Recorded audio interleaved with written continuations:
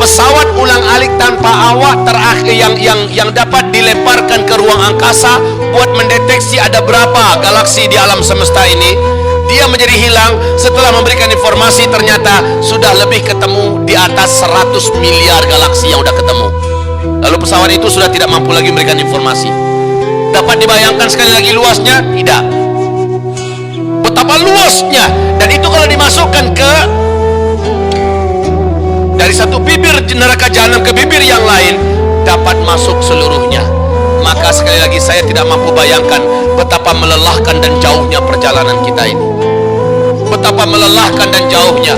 Ya Allah, kalau sudah ingat ini semua, maka hidup di dunia yang hina dan fana ini benar-benar tidak boleh kita sia-siakan. Benar-benar tidak boleh dijadikan tempat mainan. Setelah kita tahu betapa beratnya kaum muslimin, dan Bapak tahu, apakah Ibu tahu seberapa panas asap daripada api neraka ini?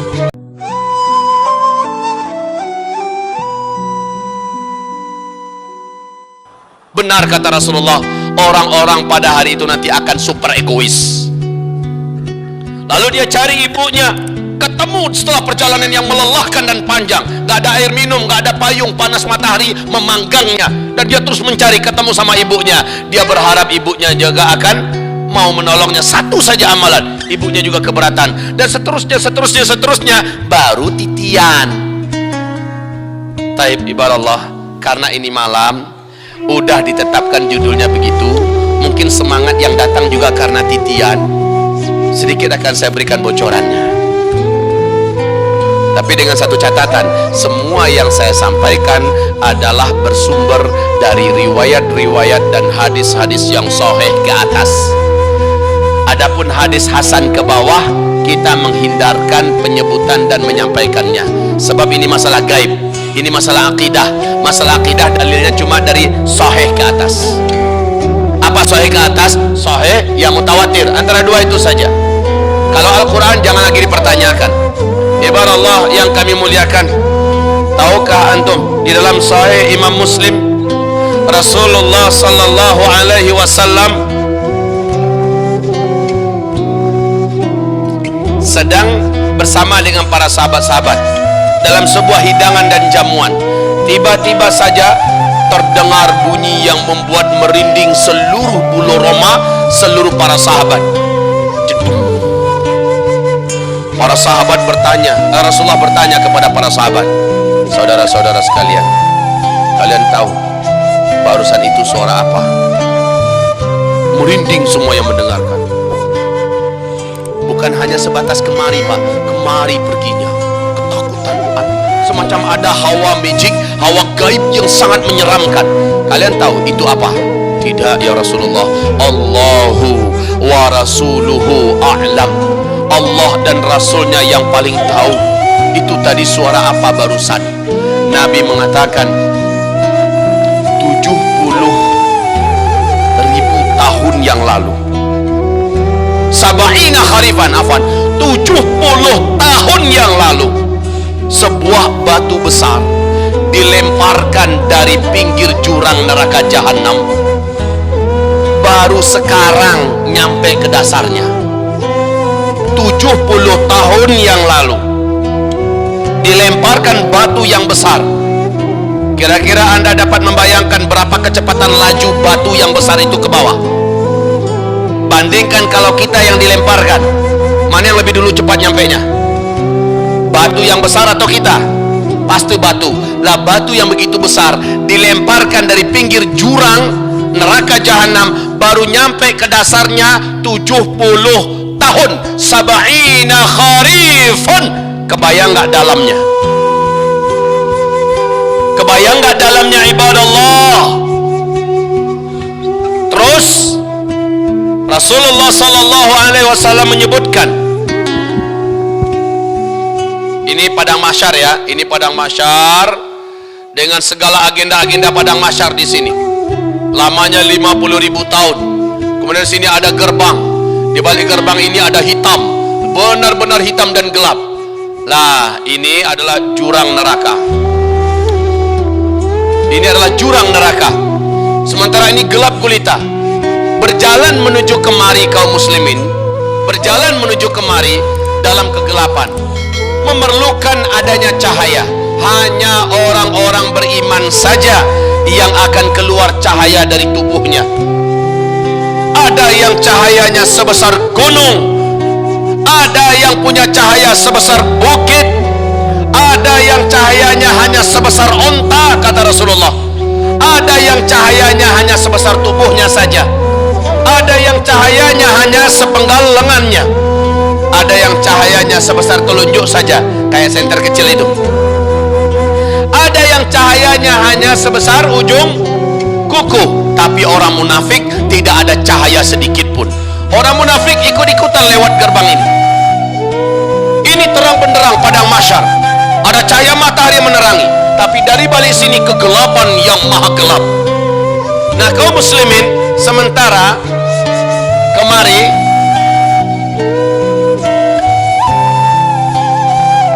dan ini adalah daratan menuju ke arah surga, sementara yang ini adalah daratan padang mahsyar yang luasnya bagai tidak bertepi. Ternyata tepinya adalah ini. Disinilah titian itu. Disinilah titian itu, ibarat Allah yang kami muliakan.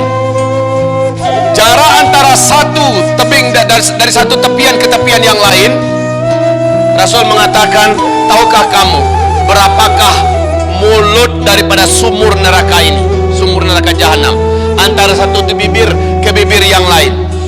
Seandainya seluruh alam semesta ini, langit yang 7, seluruh bintang-bintang, planet-planet dan matahari, seluruh yang ada di alam semesta, seluruh galaksinya, seluruhnya dikumpulkan semua, masukkan ke dalam, masih longgar lagi besarnya.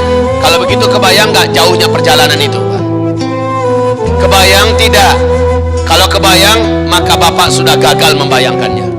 Kenapa? Mala ainun ra'at wala udhunun sami'at wala khatara ala qalbin bashar. Nggak akan mampu dibayangkan, tetapi jaraknya Allahu Akbar. Pak, Ibu, satu galaksi saja, galaksi kita ini namanya galaksi Bima Sakti. Satu galaksi saja, garis diameternya menghabiskan kecepatan perjalanan cahaya khamsina alfa sanatin minal barq. 50.000 tahun lamanya perjalanan cahaya. Padahal cahaya itu satu detik perjalanannya 300.000 kilometer. Satu detik perjalanan cahaya itu adalah 300.000 kilometer satu detik. Garis diameter satu galaksi adalah 50.000 tahun. Kebayang nggak luasnya satu galaksi? Gagal membayangkan. Dan itu baru satu galaksi. Di tahun 92, pesawat ulang-alik tanpa awak terakhir yang dapat dilemparkan ke ruang angkasa buat mendeteksi ada berapa galaksi di alam semesta ini, dia menjadi hilang. Setelah memberikan informasi, ternyata sudah lebih ketemu di atas 100 miliar galaksi yang udah ketemu. Lalu pesawat itu sudah tidak mampu lagi memberikan informasi. Dapat dibayangkan sekali lagi luasnya? Tidak. Betapa luasnya. Dan itu kalau dimasukkan ke dari satu bibir neraka jahanam ke bibir yang lain, dapat masuk seluruhnya. Maka sekali lagi saya tidak mampu bayangkan betapa melelahkan dan jauhnya perjalanan kita ini. Betapa melelahkan dan jauhnya. Ya Allah, kalau sudah ingat ini semua, maka hidup di dunia yang hina dan fana ini benar-benar tidak boleh kita sia-siakan. Benar-benar tidak boleh dijadikan tempat mainan. Setelah kita tahu betapa beratnya kaum muslimin, dan Bapak tahu, apakah Ibu tahu seberapa panas asap daripada api neraka ini? Wedus Gembel yang ada di Yogyakarta dulu, sehingga membuat hangus Mbah Marijan. Masih ingat? Masih ingat? Berapa panasnya tuh? Hanya 600 derajat Celcius. Hanya. Sudah membuat masak seekor kerbau. Dilewati seekor kerbau, masak langsung. Orang-orang yang sempat didapati oleh wedus gembel langsung masak di tempat, sekedar lewat doang. Bagaimana dengan asapnya api neraka jahanam? Rasul SAW berkata, apakah kalian tahu? Apakah kalian tahu? Api yang ada di bumi kalian ini senantiasa berlindung kepada Allah agar jangan dipertemukan lagi dengan api yang lebih besar. Maksudnya adalah api neraka. Berlindung dia kepada Allah, api dunia ini. Api yang hari ini kalian pakai di bumi, kata Rasulullah Sallallahu Alaihi Wasallam, sumbernya adalah api neraka jahanam yang diambil sedikit dibawa ke bumi, direndam ke laut kalian yang ada di bumi ini, menggelegak laut bumi ini sampai kering. Lalu Allah datangkan lagi air laut sebanyak semula, direndamkan sekali lagi, menggelegak lagi dan kering lagi.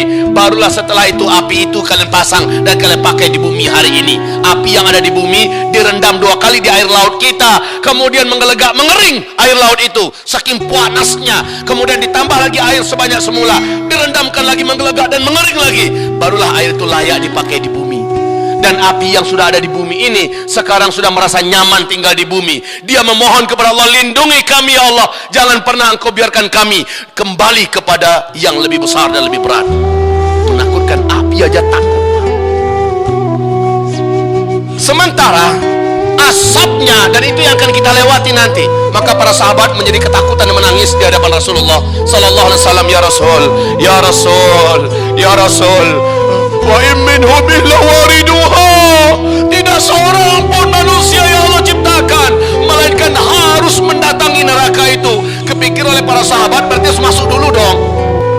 Maka Nabi mengatakan, bukan begitu maksudnya. Maksudnya setiap kalian, termasuk saya, harus melewati titian sirat ini. Yang pernah masak nasi, menggelegak nasinya, kan uap asapnya itu kan ada itu keluar. Coba bentangkan tali, jalan-jalankan tangan kita sebentar situ. Sanggup nggak? Sanggup nggak? Nggak ada kerjaan. Yang pasti panas, minta ampun, bisa melepuh itu, ya kan? Baru kena asapnya api, kena asapnya beras yang sedang menggelegak. Nasi beras yang sedang menggelegak ini kita kena asapnya aja saja. Kita sudah cari apa yang bisa untuk dipolesin supaya sejuk lagi, dingin lagi. Bagaimana dengan asapnya api neraka jahanam?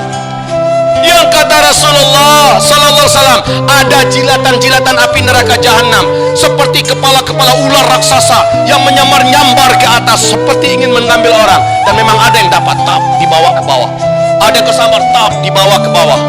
Selama kita dalam perjalanan ini, mungkin kita selamat di sini, selamat di sini belum tentu.